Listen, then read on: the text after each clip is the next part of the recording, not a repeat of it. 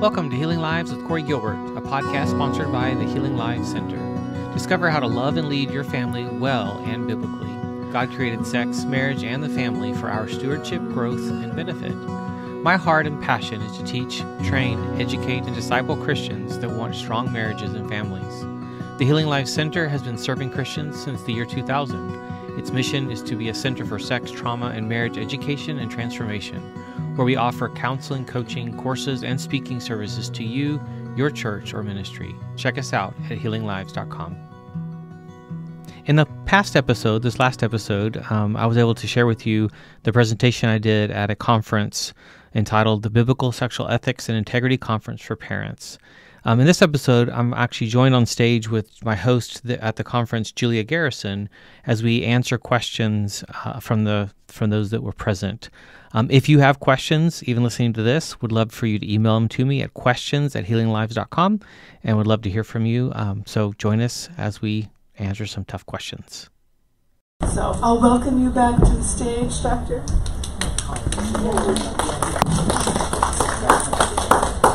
Awesome. So I'm just going to kind of jump right into it, if that's okay. You do your, yeah. You know your thing. One of the questions that came to the top here was, my teenager seems to be attracted to the same sex, and I don't know how to address this with them. How do I ask them without hurting them or our relationship? This is one of those, part of what I talked about how you want to kind of spend the single-digit years talking. We want to plant seeds ahead of time so that we can have these. But it's never too late. So this becomes where it's later. So now you start seeing something, you start hearing when they're talking. To me, the simple word is curious. You need to be curious about their life in all areas. So being able to actually ask them questions about their life that might get you to a clue, okay, there's something going on here. But then it's constantly and consistently planting a biblical worldview. That is our calling as parents. Are any of us ready for it? No. I spend my life studying this stuff, and it still is a difficult conversation with my kids. It's not comfortable at times. They don't make it comfortable at times because they have their own free will again, which is annoying. So my middle son just argues about everything, and so my wife will actually glare at me sometimes because I just get baited in, and then we're off the rails, and so she helps correct me or get me back on course because our personalities are a little too similar. So to me, it's go there, talk about it, don't be afraid. This is kind of like if your kid is showing signs of being suicidal, ask them if they're suicidal. Yeah. Don't be afraid. You're not going to plant, oh, I never thought of that. Thanks for bringing it up, Mom. I'm going to go kill myself. That's not what happens. So but that tends to be a fear for so many of us. So don't be afraid to ask. Will they just possibly be insulted that you ask if you're wrong? Yes. It's also another chance to restore, to continue that relationship. It's like, so then asking questions like, why would I think that? Why would I come to that conclusion based off, because they may not be aware of kind of what they're putting out there or the way they're coming across or the way they're talking. So it's all discipleship. If you think of that word, I ditched the word counseling a long time ago. I don't even say I do counseling. To me, it's discipleship. I'm walking alongside people. They're doing the hard work, not me. And it's growing them to be more like Christ. That's the job. That's my job. That's my heart. Our job as parents is the same. So I would go there.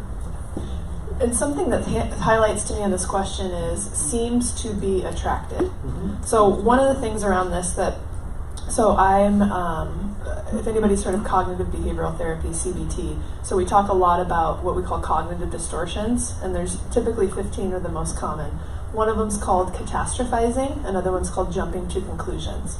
And so that's where you see something and your brain goes from 0 to 100, right? They might have an earring that has a certain resemblance of a flag from the LGBTQ+, right? Like it's not even the flag, but it's a resemblance of that.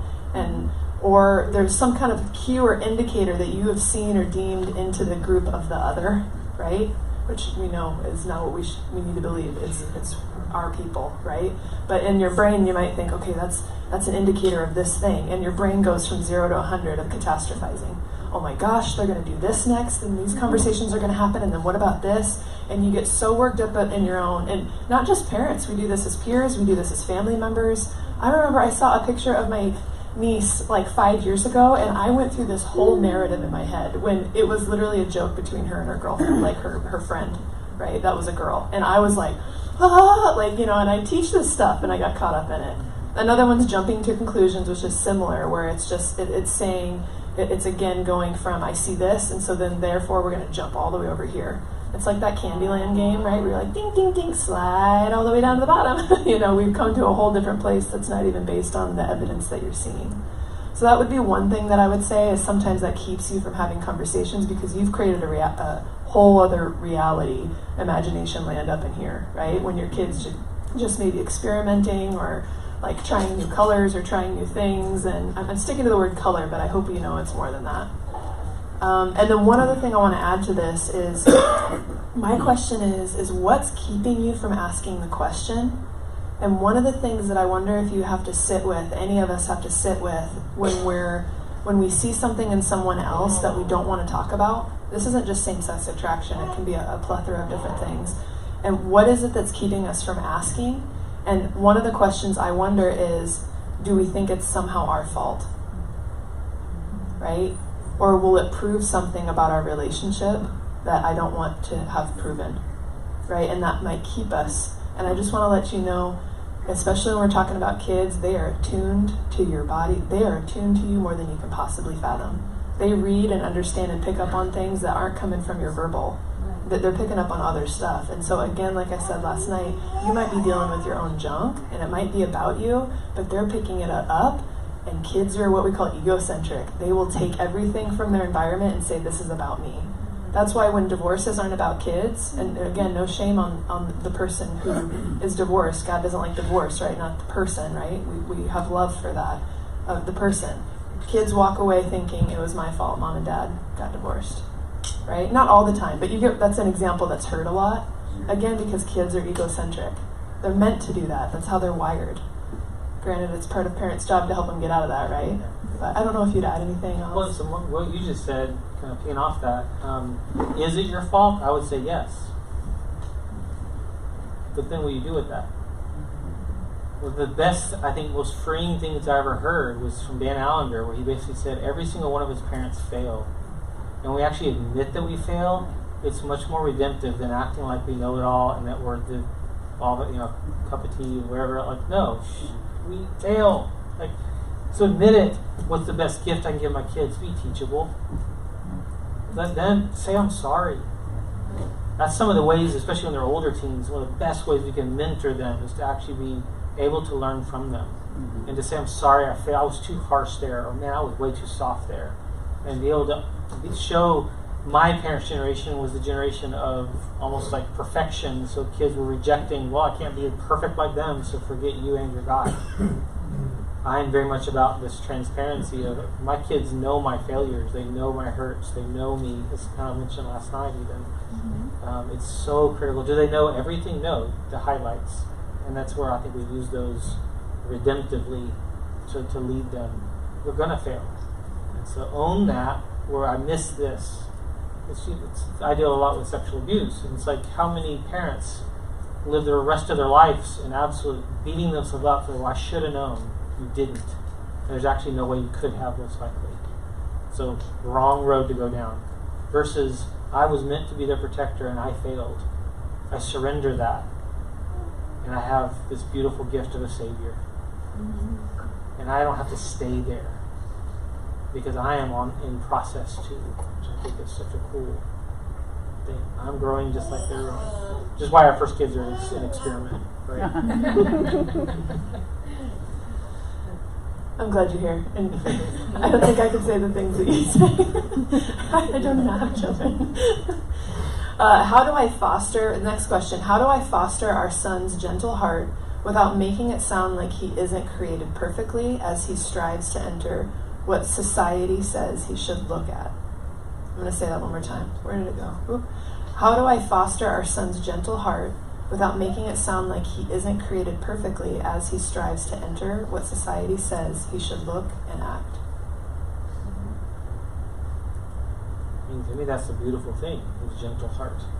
That should be celebrated, and it's the idea of even masculinity. I think we need some really good definitions of masculinity and femininity, and they're very distorted. So how to be a gentle man who's a leader, but it also might mean you're leading from the behind the scenes. You're not from up front, and so the kind of person they are, you're nurturing all those. That's the talents and skills, and what does that look like? I do also think that we as parents need to veto some stuff. There's certain things that I think we just get into and let our kids do that we should have said no. And you might even have that little intuition, but we are almost too kid-centric. They want to do this sport, so we do it. And it totally hijacks the whole family for the next season to their detriment. That's different than the family that loves doing it. So be careful what you commit to and what's within reality. We actually chose to homeschool our kids because I was in and out of hospitals. Like, it wasn't for some other reason. We lived in Georgia where 99% of the teachers were Christians, and it was a very different culture than Oregon is, and in Washington. But we chose because it was a survival. I was a mess. And so we got through that season, but also learned to love that as a family, the culture of it. So our oldest is a junior this year in high school. So our kids think they know what they want. So I think this gentle spirit is, what are you passionate about, and what's realistic? Sometimes the other area that tends to hold us back is financial. We can't do that because of finances. So that's part of the transparency of the family, of kind of, we only have X number of dollars, so we need to decide if we're going to do this, something else has to go. And partner with them in trying to make those decisions versus you as the executive team trying to do it and them having no clue why. This is more of that mentoring them as to, you know what, if we want to do that, we might have to sell our house and get a smaller one. Like, those kind of decisions have to get made. We have to go down to one car, and yes, do that. We did one car and a motorcycle for 5 years. That's all we couldn't afford anymore, and I wasn't going to give up the bike. I'm stubborn. So rain or shine, snow or sleet, I was suiting up for that bike. But it was also 40-something miles per gallon and $100 in insurance a year, and so it was saving money. But as kids got more mobile, as when they were little, and activities, we had to add another car. These decisions as a family, make them as a family at times, or most of the time. Your son's heart, I think, is the most critical thing. I've told a lot of families of high schoolers, you could stop school today, you probably should stop school today, and spend the next year or two focused on their heart, because you're about to lose them. Forget math, forget all this other ridiculous junk they're supposed to learn. If you lose their heart, and sometimes I think we don't go that route, and we just keep doing what we were supposed to do, and we miss their heart. What they worship, who they worship, is probably the most important thing as they're wrestling with worshiping themselves. I'm going to ask you a question. Okay? So when I see this, as he strives to enter what society says he should look and act like, what I think about is, what would you, knowing what you know now, the man that you are now, going back into the years that you came into this country and you were standing out for different reasons, and you talked about pinks and purples, where in our society and right now in time, those are typically more feminine colors. What would you, and you've said you had a more emotive way of being, and these little ways that you've mentioned. Yep. What would you now, how would you cultivate and nurture and speak and parent that younger version of you? I would have emphasized that it wasn't wrong, because I remember my sister used it against me one time, where she's like, everyone at church, it was in college, everyone's asking if you're gay, because I wore this certain sweater to some event, and I spent a year going in circles. I know I'm not, but why would someone think that? I was so clueless. I needed mentoring, I needed guidance, and I wasn't getting it anywhere. which is probably why I do what I do. It leads into a lot of our traumas lead into what we do. But I wish I could have known I was okay, and that it's okay to love to do all those things. Some of you are very artsy, enjoy it. Some of you are very tomboy, enjoy it. Like, it's ridiculous where we have gone in this country off the rails when it comes to the definitions of that. Right. Yeah. And in that, I'm also hearing if there's different things that, and there's so much information out there on this, but if your son is gravitated towards nurturing baby dolls when he's growing up, right? Like, again, watch your jumping to conclusions. Don't catastrophize this, okay? Let them play with the dolls, and I know there's boundaries to things, but also why would we want to shame that?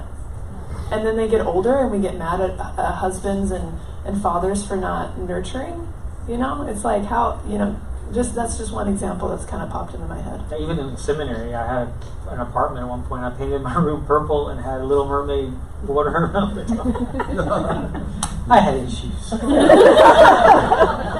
to look back on that and realize, you know, we all are doing that in some way with the persona that we present. Oh my gosh, how we interpret it is scary. The judgment we actually have. And so. Real quick, I don't share my story very often, but like many of those who have been up here, I've been reflecting on what it would have been like for me to grow up in this time right now. And I hit 6 foot in 8th grade. I was 5'9" in 6th grade. I was a big girl in a very small town, and I basketball liked me. Everybody wanted me to like basketball, and then I think I was 18 before I liked basketball, but still. So there was athleticism, there was this and basketball is known for a bit more masculine presentation. I was a post, so that means I basically just like grunted and hit people all the time, you know, like. But there was this way, like, I loved it, and I wasn't into makeup, I wasn't into some of these things. My friends were dating all the time. We had T9 text flip phones at that time, and I could care less about any of that. And there was a while there where I was like, I was kind of questioning some things about myself, like, why am I not super interested in that? Like, and so the movie Love and Basketball came out, and there was please don't why coaches let us watch that movie on buses? I'm still like, anyway, but there was a line in that movie that she said, I'm dating Spalding. And for those who don't know, Spalding is a basketball brand. And for me, that was like an out. To be able to say, like, I'm dating Spalding, and people could laugh at it and then not ask me any more questions about why I wasn't dating. You know what I mean? And why I wore the things that I wore, and I just presented a little bit different. And then I went on to college basketball, and then for sure, I mean, how many women have hit on me in my life, and how many people have asked my orientation just because of what I chose to do in that way. So that's just another example of like, I think I would have really experimented or tried a different direction because I wanted to fit in, right? And so just again, more conversation around that. I just felt like I wanted to share that piece. Yeah. So you had Little Mermaid, I had Spalding. And Jesus loves us.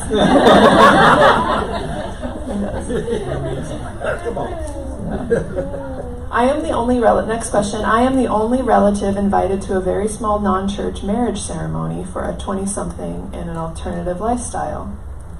They know I am a Christian, but have denounced God. She has denounced God. But she has denounced God. Shall I attend?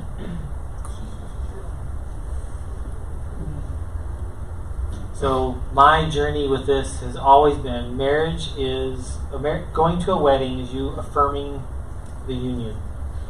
And I really had to wrestle with that when I watched a fellow professor of mine not go to his daughter's wedding because he disagreed who she was marrying. And do you think they have a relationship to this day? No. And I'm like, what do you do? But I really do believe that being present, it's like baptism. It's a sacrament, both of them are. And it's not meant to be, we baptize and everyone claps. It's both ways. It's me pronouncing this, to those present pronouncing, I am now to hold you responsible to your vow, to your commitment. And the one wedding I've ever performed, that was the part I added, and I've seen it a few other times, where there's the vows between the husband and wife here, but there's also a vow for those present saying, I am now to hold you accountable to your wedding vows. I believe in that. Mm-hmm. So to go and to support someone To be there is to support someone. What do you do when it's someone that you love? This changed everything, though. It's not a wedding. It's an expensive party. And I would say they know what you believe. That's the non-issue. That's not even the issue. So don't even bring it up. Go and support your friend. And I've flip-flopped back and forth on this one. I really have struggled with, biblically speaking and relationally, do I or do I not? And I come back to that long game. I want to have that relationship with you because your life's going to fall apart. Something will happen. It always does for all of us. I hate that I was laying in a hospital one time after a motorcycle wreck. And my son was on the back. He was fine. And I'm sitting there looking at my biker guys going, I hate that this has to happen for me to see that I'm loved. Sometimes it's what it takes for us to realize it. So I, at the moment, lean on go to that celebration and grieve for them. Be a part of their life. But I think it's a very personal decision. I think you may have to really be prayerful about it. Go, you know what? I cannot in right consciousness be at this. And they know that, and they know I love them, and you don't attend, and you continue the relationship. But be very prayerful about this. But the part that really kind of changed things for me was to remind myself that is not something sealed in heaven or on earth. Whatever you want to call it, it's not a marriage. In my eyes and what I believe is God's eyes, it's an expensive party. So I hope that helps. I think it answers it. If a student comes to you and says, I'm really struggling with pornography, how do you best encourage them to steer away from that? And I'm guessing that means pornography, not from the student. Yeah. It's not about pornography. So to me, I would make it about what they're actually looking for. Most of the habits with pornography or masturbation even is so in their unconscious, and it's a habit and they're not thinking about it. So just talking to someone changes everything. And so that's the critical, and it's not even accountability. It's not even that, where they're need to call you at 3 a.m. because I'm struggling. That's not even what I'm talking about. Just voicing that I'm struggling, it moves it into a place of accountability, out of my unconscious to conscious. And I must take my thoughts captive there. So I am stewarding it. So the goal here is to help them understand what's really going on in their life and why is that their choice of finding something or releasing something. My favorite book I've ever read about that was Jay Stringer's book, Unwanted. Yeah. I've taught in this area for years. He put it in a way that I have been trying to find the words to put it in that way. It's so well done and redemptive in terms of every time you do anything in desiring, you're doing what God created you to do. And there's good ways to do this and unhealthy ways to do this. So what we do if we're not careful is we kill desire. And it's just all sin and all bad. It's like, no, you're meant to see someone that you think they're beautiful and to see and even have desire. Lust is desire gone mad. It's desire, but it's off the rails. Something that Dan Allender says. And I love that picture. You're looking at pornography, you're looking for something. Why? Some of it, again, for some boys and some girls, it's just utter habit. It is. They're not even thinking about it. So just making it conscious, they quit. They're done. It's not even an addiction. For others, it's very much a relationship with it that they actually really have to learn to kill and replace with something else. The other thing is, how many of us just have way too much downtime? So I suggest, personally, husbands and wives, you need to go to bed at the same time. You need to be kind of in a rhythm together. That's hard when you have day people with the night person. And I don't remember saying this, but when I first married Kelly, that was something I asked. I said, I want us to be going to bed at the same time. So for us, that's midnight or 1 now. We're late night people. I see clients till 11 p.m. 2 or 3 nights a week. Since COVID, I've just been busy with that. And kids are older, and I've been able to. Did not do it at all when the kids were younger. But when I come home, this is personalities, I still have about 10,000 words to get out. Yeah. And my wife finished her max around 11 a.m. So she's very patient with me. But I'll come in at midnight sometimes, or even 12:30 from a client's house, and I still have to talk through and just talk. And that's been beautiful. It's also protected from those alone times. There's not temptation there, which is so helpful. No devices in bedrooms. And I actually would say for some couples, you need to make that a boundary for yourselves. You're laying in your bed and you're just scrolling. Put the phone in another room. Buy an alarm clock. We need a relationship with these things. How many of us have been halfway to work and gone home to get our phone because we forgot it? Because you're like, life will end if I don't have it. You've got a problem. We have a problem. So being able to kind of think through what are those boundaries. We don't use internet filters at our house. We don't have any of that stuff. We have lots and lots and lots and lots of conversations. So there's times I've wanted to put them, but what does almost every team do? They know how to get around everything. So just don't play that game. It's a lot easier to catch them. That is the first time I've heard a parent say that. I'm still processing the internet filter. That's, it's just I haven't heard it yet, and I think that's really powerful to the culture that you've created in your home. And we've tried all sorts of apps for the phones and stuff. I can't stand any of them. Yeah. Either they find their way around them, or we forget something and there's an update and it messes up, and now they're slipping through the cracks. And I've learned a lot from my teens where they show me, well, here's how I broke them. Thank you for showing. So they're my teachers as well sometimes, but same for their friends. One thing I'd like to put some to the question. Oop, I just missed it. Was it pornography? Mm-hmm. Yeah, it was that one. Okay, sorry, it went away on my screen. So I had 3 things. So just like when you mentioned suicide earlier, just like when you're concerned about someone in your life hurting themselves, you say the words. Has a part of you thought about killing yourself? Have you had any thoughts about death? You say death, you say suicide, you say killing yourself, you say these words because I hope by now you've heard enough. By saying it doesn't magically make it happen. It actually helps the person typically feel seen, right? And it removes the taboo from these languages.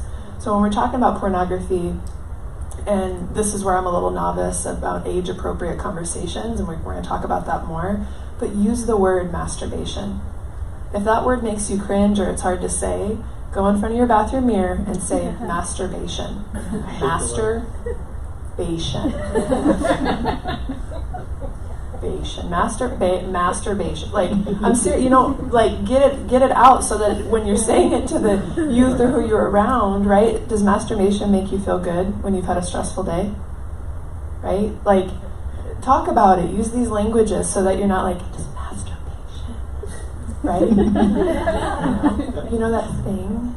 That one, like, you get what I'm feeling? There's a way of saying it that can help it feel like it's not taboo. I also want to talk about the soothing response. So I love the nervous system. I wish the nervous system was a class in elementary school. Like, we could all just learn about the nervous system. And so part of the nervous system is called the parasympathetic. It's the rest and digest. It's the kind of coming down. It's when you start breathing and engaging in your breath, you start to kind of feel a little bit better. It's where the sexual response feelings happen. Sleep, sex, and substances all activate your parasympathetic. What are some of our worst addictions? Sexual addiction, substance addiction, and folks who sleep, right? Cope with sleep. You're not bad because you do these things. This is the way that you've learned to soothe your nervous system. And this is the other thing I want to say. If you haven't heard of Jay Stringer or Adam Young, now's the time. In their resource list, they are all the way at the bottom. They talk about subtle sexual abuse. Their conference that I went to in preparation for this, I did it for this, and I couldn't get through 30 minutes of it because my own story was coming up. And I was like, oh my gosh, like the content that they're sharing, this is not common knowledge. And so they talk about unwanted sexual behavior, and Jay Stringer does a great job coaching and teaching on this. And so I just want to give that to you as a resource as well, because your story is important in how Laura mentioned your sexual templates, your arousal templates, all that stuff's factored into this, and so they're a great resource. Okay. Last question before we wrap up this session. How would you navigate the trauma hurt caused by the church, i.e. saying that the church has an obligation to teach morality, but for some the church has been the main cause of hurt? There's so much hurt from the church. The thing is it's almost even the interpretation of what was even being said. Right. So sometimes it's not even the intent. I don't think, yes, there are very abusive leaders. Absolutely, yes. But oftentimes it's the more subtle. It's the more, the way I received it, like I mentioned with like Pastor Purity. I mentioned it to a friend of mine last Sunday. He goes, oh my gosh, my daughters were harmed by that. I was like, really? I want to talk to them. And so they're both adults. So that's in the works. But then we talked through what the difference was. Well, he hit play on the audios, and they talked a little bit, and then they were done for the weekend. We talked and talked and talked and talked and talked and talked and talked and talked. That's what I do for a living anyway. But it's like, it's giving them a space to feel and to feel heard and to wrestle and to ask questions. Where my 14-year-old, this is just a few weekends ago, was asking very blunt questions that you don't hear from a 14-year-old. But we had created over 3 days this space that's not normal. What I realize now with my 16-year-old, he's driving now, I've lost what? Car time. Man, does it take some work to get intentional to get that time back where we can have some deeper conversations, and it's probably more important than ever. So we do that on some campouts with the scouts, but even there, I'm more with other people so it takes intentionality. The church has a responsibility to teach morality, has a responsibility to teach biblical truths. I think where a lot of people are even hurt is they don't like hearing it. So that's another area to wrestle in. So a lot of what happens in our churches, it really comes down to what happens up here on stage and what's being taught. Think of even a church where you have the senior pastor and they're the only one that speaks. It's not always a good thing. We need some different voices. I remember when our pastor allowed me to do a conference and be the keynote for this big sexuality conference a few years ago. It was such an honor because he doesn't tend to have others on the stage very much. But he was very careful about even who he has come in. Because there's that other piece as well. We at the university I was at in Georgia, we would have people come in and speak at the school and spend the next 6 months cleaning up the mess from what they said. So that's the other part of why a senior pastor tends to have it's my pulpit. We need to be able to talk in the church of what are we? A group of really good, awesome individuals? Or is this the hospital?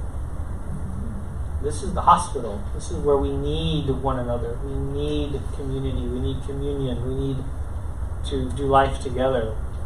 But how many of you here even, but also those that sit in these pews every single day, every single weekend, go home lost. They feel very alone. They don't actually have community. You have 4 services here on the weekend. My joke for some churches is, have you gotten your quota in? You get 4 shots to get in your little church check on your little thing for God. If we're careful, that's kind of what we treat it like. Well, I kind of check, and then Monday I go back to being my old self, or Sunday afternoon. So we actually all have to, work that out. Well, where do you work it out? In community. That means community groups, that means life groups, that means Sunday school. I like that word, Sunday school, better. Let's go back to that. Let's do life together, where there's some space to actually say, hey, you know what? This confused me, or this hurt me, or I was harmed at this church. So we talk about and process, and that's the community. When I met my wife, I was a part of her small group at her church. Her dad was the pastor. I never said a word in that group. I was terrified. I'm dating the pastor's daughter. I was horrified. It became the therapy group. They called it the therapy group. I never said a word. My being there led them, and this was an intergenerational, so high school students to 70-year-olds. It was beautiful. They worked through stuff together. So the irony is sometimes you don't need some leader up front facilitating. It's done in just community where you're actually allowed to say, you know what, I don't understand that, or I disagree with that, or I'm really struggling with. And for some of us, again, it's stuff from the last place we were at that we still need to process. So there's more and more talk about deconstructing your faith. I don't like that. But there's some element of that might need to be done. Because what I'm seeing culturally is we're deconstructing to nothing. Where people are landing is, I ditch it all and I'm done. That's very different than those that are really wrestling with, you know what, there's some things that I've been taught about submission that are downright from the pit of hell. That is not biblical.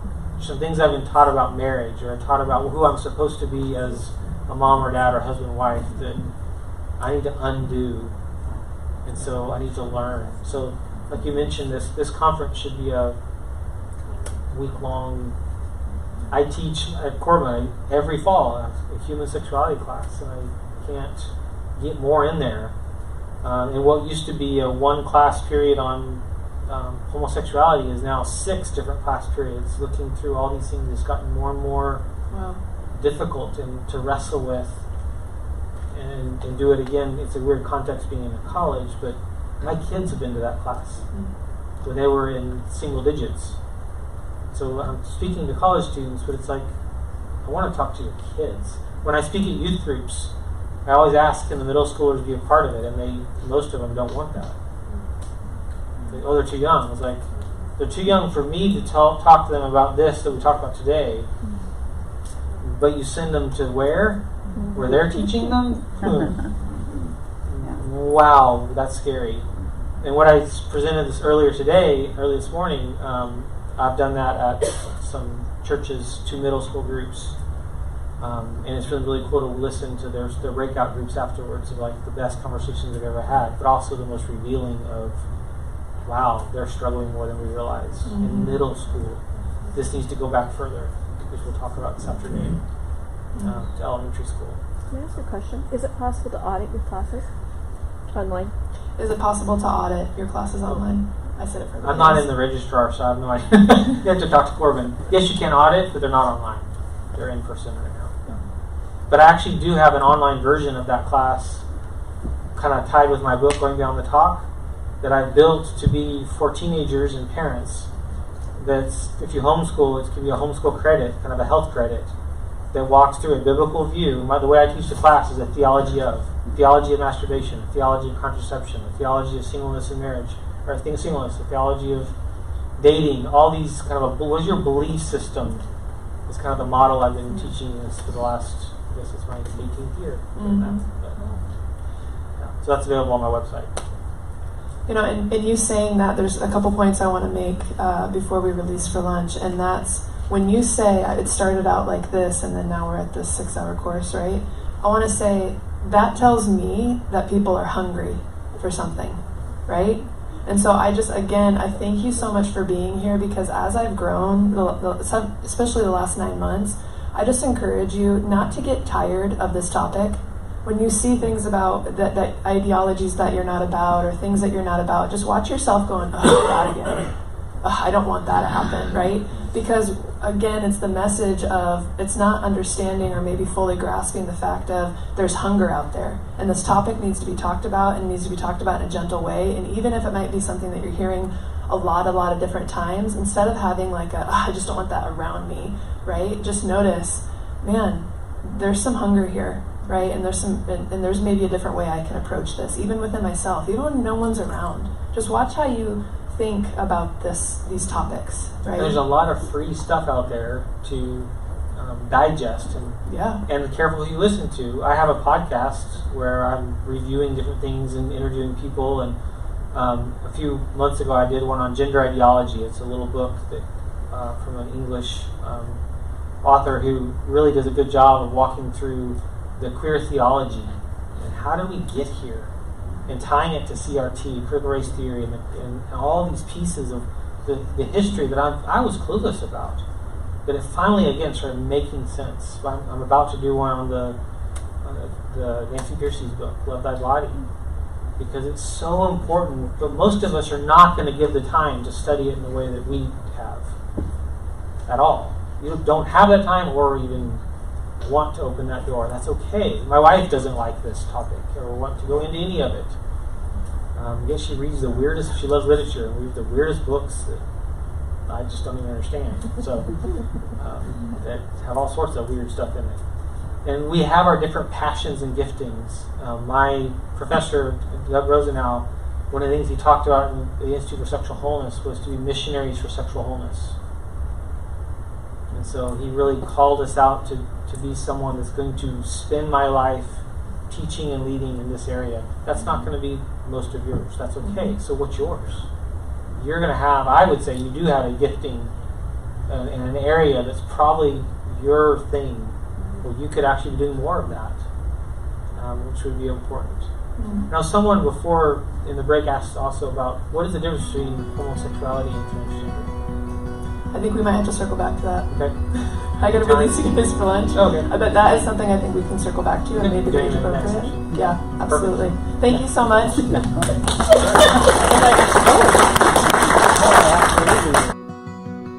Thank you for tuning in to the Healing Lives with Corey Gilbert podcast. It has been an honor to serve. If you are struggling, have questions, or in need, Dr. Gilbert offers a free consultation for new clients. Check us out at healinglives.com to book a call. If this has been helpful to you, please share it, leave a review, and help us get the word out so that we can see lives changed, marriages transformed, and more people come into a life-changing relationship with Jesus Christ. The Healing Lives Center offers online courses, programs, books, intensives, and other services to help you live biblically and well. Discover more resources on YouTube and in Dr. Gilbert's Healing Marriage Facebook group, The Healing Marriage.